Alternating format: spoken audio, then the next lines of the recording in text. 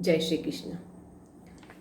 कल बात चल रही थी 12वें अध्याय की। हमने प्रारंभ किया था जहाँ अर्जुन की शंका थी। अर्जुन का एक प्रश्न था कि आप ही बताइए, जो सतत युक्त है आपके साथ में और भक्त करके आप के ही परायण है वो, या आपके अक्षर ब्रह्म के साथ जो अव्यक्त के साथ जो उपासना करता है, वो इन दोनों में से उत्तम सबसे श्रेष्ठ योगी कौन है? और भगवान ने उत्तर देते हुए कहा था कि जो मेरी उपासना सगुण की नित्य युक्ता उपासते, श्रद्धा से जो मेरी उपासना करता है और ऐसा जो सगुण उपासक है, पूर्ण रूप से मेरा ही जो आवेशित है और मेरे लिए ही सब कुछ है, वो निश्चित रूप से युक्ततमा मतः।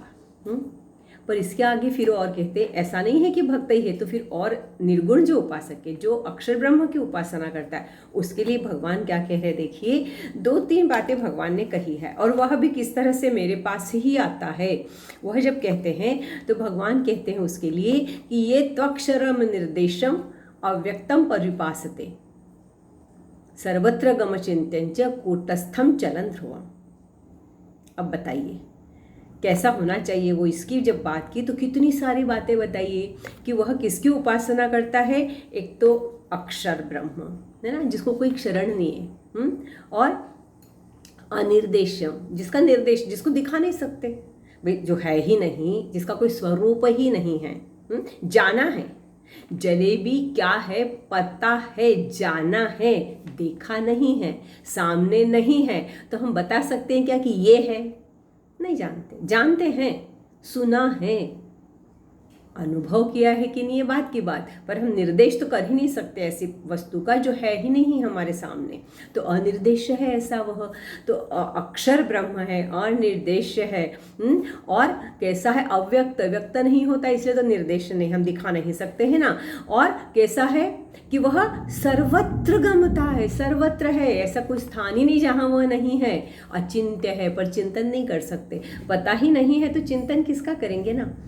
जो है सगुण रूप, उसका चिंतन तो कर पाते हैं, पर इसका चिंतन जो कर रहा है उस अव्यक्त का, वही अचिंत्य और कूटस्थम अचल। अचल भी है।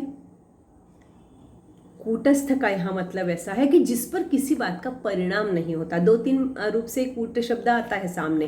कूटनीति मतलब हमको लगता है कुछ कर रहे हैं, पर यहाँ जो कूटस्थ में, यहाँ कूट शब्द आप जानते होंगे कि लोहा जिस पर कूटा जाता है, लोहार के पास होता है ना एक जमीन में बहुत सा ऐसा भारी सा लोहे का गड़ा, और उसके ऊपर वो गर्म लोहा रख के ऊपर से कूटते हैं। या सुनार के पास भी एक छोटा होता है जिसके ऊपर सुनार भी उसको कूटता है।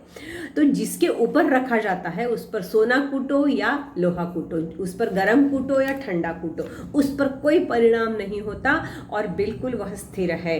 तो ऐसा जो कूट स्वरूप, जिसके ऊपर किसी बात का कोई परिणाम नहीं है, जो अचल है, ध्रुव जैसा सत्यनिष्ठ है, तो ऐसा वह जो है उसका वर्णन किया है। ऐसा जो है निर्गुण है, निराकार है, अक्षर है, अचिंत्य है। ऐसा सब जो है वह कैसा है, कैसा होता है? संनियमेन्द्रिय ग्रामम सर्वत्र समबुद्धयः ते प्राप्नुवन्ति मामेव सर्वभूत हिते रतः। वो मुझे प्राप्त होते हैं। इस अक्षर ब्रह्म की उपासना कैसे करते हैं? पर संयमेन्द्रिय ग्रामम, जितने इंद्रिय के ग्राम है, मतलब जो हमारे पंच ज्ञानेन्द्रिय, कर्मेंद्रिय, मन, इन सब को अपने वश में करते, इनके अधीन नहीं होते हैं। ऐसा जिनको अपने आप में वश कर लेते हैं, जिनके अधीन वह होकर कोई कार्य नहीं करते हैं और सभी दृष्टि से समबुद्धि से देखते हैं, उनके पास हर तत्व में परम तत्व ही है। समबुद्धि से जो सबको देखते हैं और सभी के सर्वभूत हिते रतः, जो सबके हित में काम करने के लिए व्यस्त हैं, व्यग्र हैं, करते हैं। उनके मन में आप पर भाव नहीं है, उनके मन में ये मेरा, ये तेरा, क्योंकि मेरा कुछ है ही नहीं। वह तो देह को मान ही नहीं रहे, शरीर से जुड़े ही नहीं है और आत्म तत्व सर्वत्र है। ऐसा जिनको पता है, वह जो है जिनका इंद्रियों पर अपना निग्रह हो चुका है और जो सब में वही एक आत्म तत्व देखते हैं, सर्वभूत हिते रता, इसलिए सबके हित का कार्य करते, स्वयं के लिए कोई कार्य ही नहीं है। ऐसा जिनका व्यवहार है, ऐसा जिनका ज्ञान प्राप्त है, वह क्या करते हैं, मुझको ते प्राप्नुवन्ति मामेव। तो क्या कह रहे हैं कि अरे अर्जुन, वो भी मुझे ही प्राप्त होते हैं। तो दोनों ही मुझको प्राप्त होते हैं। अब दोनों कैसे प्राप्त होते हैं इसकी चर्चा भी करने वाले, पर जाते जाते एक बात और भगवान बता रहे हैं कि ऐसे जो उपासक हैं, अक्षर ब्रह्म की उपासना करने वाले, सर्वत्र समबुद्धया, जो देखते हैं एक बुद्धि से और इंद्रियों का निग्रह किया है। अब यहाँ दो बातें आ रही, आगे चल के हम देखते हैं। वह कहते हैं दूसरी बात कि ऐसा जो करते हैं ना निर्गुण के, उनके लिए क्या है, क्लेशोधिकतरस्तेषाम अव्यक्ता सक्तचेतसाम अव्यक्ता ही गतिर दुखम देहवद्भिर्वाप्यते। यह जो अव्यक्त की उपासना का मार्ग है ना अर्जुन, ये क्लेश देने वाला है, अधिक कष्टकर है, क्लेशदायी है। क्लेशोधिकतरस्तेषाम, बहुत अधिक कष्ट देने वाला है। अव्यक्त की गतिर दुखम देहवद्भिर्वाप्यते, क्योंकि अपने देह से परे जाके और जो करना है, तो यह कठिन मार्ग है। और यह कठिन मार्ग, अब दो कारण हैं। एक तो सबसे बड़ी बात यह हो जाती है कि दोनों ही मार्ग, भगवान कह रहे मुझे तो दोनों ही प्रिय है, दोनों ही मेरे पास आके मिलते हैं और इन दोनों के लिए ही मैं हूँ। पर अब क्या है कि यह जो निर्गुण वाला उपासक है, उसके लिए इंद्रियों का निग्रह बहुत आवश्यक है। समस्त इंद्रियों को अंतर्मुख करना आवश्यक है। उसकी इंद्रिय बाहर का कुछ देखे नहीं, सुने नहीं, बाहर की ओर आकर्षित ही नहीं हो। कितना निग्रह चाहिए, साधना चाहिए, योग से जाना जरूरी है, क्योंकि योग से ही इंद्रियों का निग्रह उसको संभव होगा, ज्ञान होने के लिए उसका। तो यहाँ योग है, ज्ञान है, दोनों आ गए इसके साथ। और फिर करे भी का कैसा, सबको समबुद्धि से देखकर सबके हित के लिए कार्य करेगा, कर्म योग भी है। और यह सब जब करेगा वह, तब उसको फिर क्लेशदायक तो है ही यह मार्ग। और भक्ति मार्ग में क्या है, भक्ति मार्ग का जो व्यक्ति है ना, भक्त, वह कहता है कि ये इंद्रियों का निग्रह तो हो नहीं रहा है, पर एक काम मैं करता हूँ, मेरे समस्त इंद्रिय कहाँ लगा देता हूँ, उसी एक परम तत्व, मेरे सगुण परमात्मा की ओर लगा देता हूँ।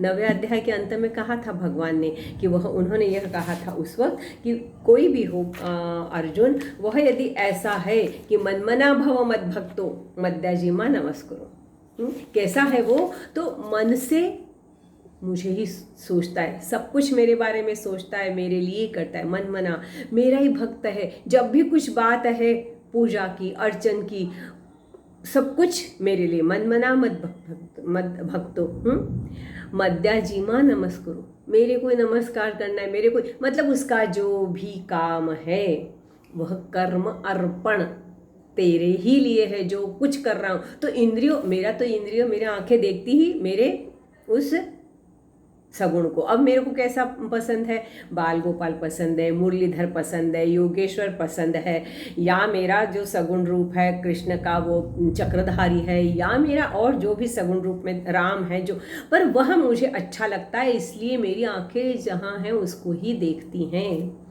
सुनना भी उसी के बारे में चाहती है, बोलती तो उसी के भजन है, पूजा तो उसी की है और सब कुछ। तो उसको क्या है कि अपने इंद्रियों को एक और लाना, देखना, यह भाव करना है। निग्रह करना थोड़ा कठिन है, और उन इंद्रियों को कहना देखना ही है ना तुझे, तो चल मेरे बाल गोपाल को ही देखता रहे, जहाँ है उसको देख तू।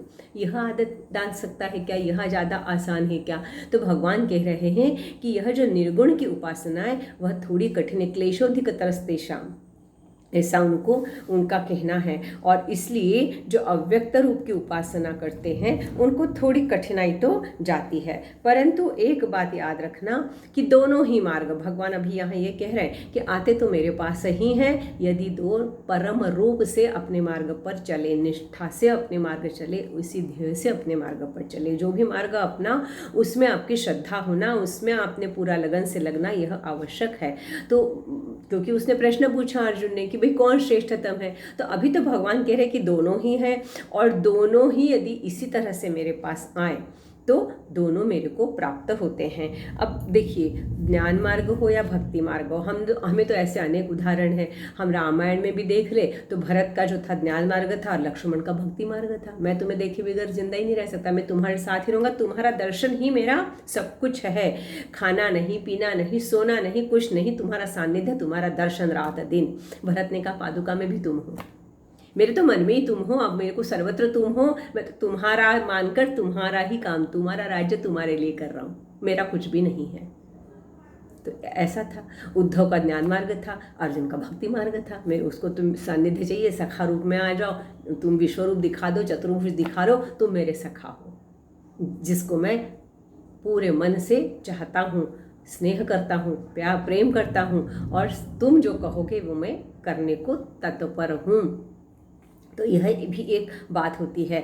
और इसलिए ज्ञानेश्वर महाराज जो है वो कहते हैं कि अव्यक्त हो या व्यक्त हो, कोई भी हो, पर तू ही है, यह तो तय है, उसमें कोई शंका नहीं, कोई भ्रम नहीं, दोनों रूप में। और इसलिए जिस भी मार्ग से जाए तुम्हें तो हम प्राप्त करेंगे, तुम ही एक हो, इसमें कोई संशय नहीं होगा, तो हम तुम्हें उसी मार्ग से प्राप्त करेंगे। अब आगे बात आती है कि जब भगवान कहते हैं उसी के आगे कि देखो, मेरी जो उपासना करेगा, सगुण की उपासना करेगा तो भी परम पद को ही प्राप्त होगा।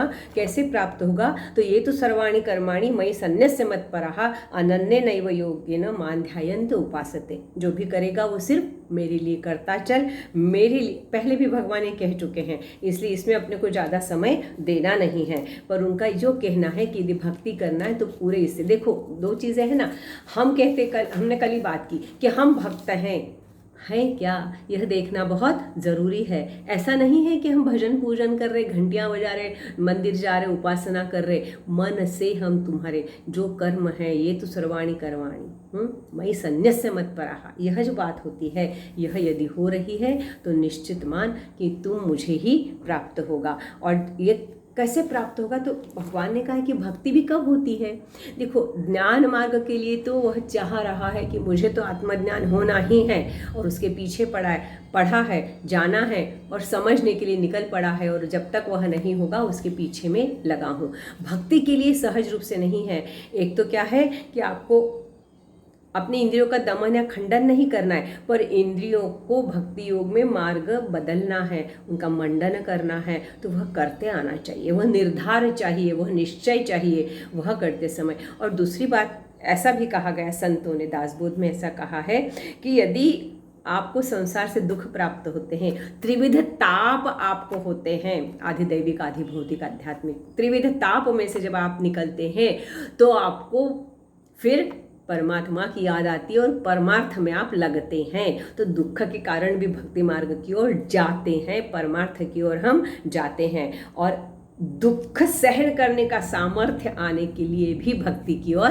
जाते हैं। तो हम कैसे भी जाएं, यदि भगवान हमारा उद्धारक हो, यह हम चाहते हैं, तो हम भक्ति मार्ग की ओर से भी जाते हैं। भक्ति मार्ग की ओर जाने में क्या है, और ज्ञान मार्ग की ओर से कैसे जाते हैं, दोनों चीज़ें बताई हैं ईश्वर ने, हम परमात्मा श्री कृष्ण यहाँ बता रहे हैं। और अब जो आगे बताने वाले हैं कि जो भक्त है वो भक्त कैसा होता है, हमारे लिए जो आवश्यक है, भक्त कैसा होता है, उस भक्त की विशेषताएं बताने वाले हैं। और उस भक्त की विशेषता, वह सगुण साकार रूप का, जब हम कहते हैं भक्ति योग श्रेष्ठ ज्ञानोत्तर भक्ति योग की हम बात कर रहे हैं पूरा समय, तो यह भक्ति योग में उस भक्त के गुण विशेष क्या होंगे, कैसा वह भक्त होगा, इसके बारे में आगे संक्षिप्त में बात करते हुए और हम कल देखते हैं। जय श्री कृष्ण।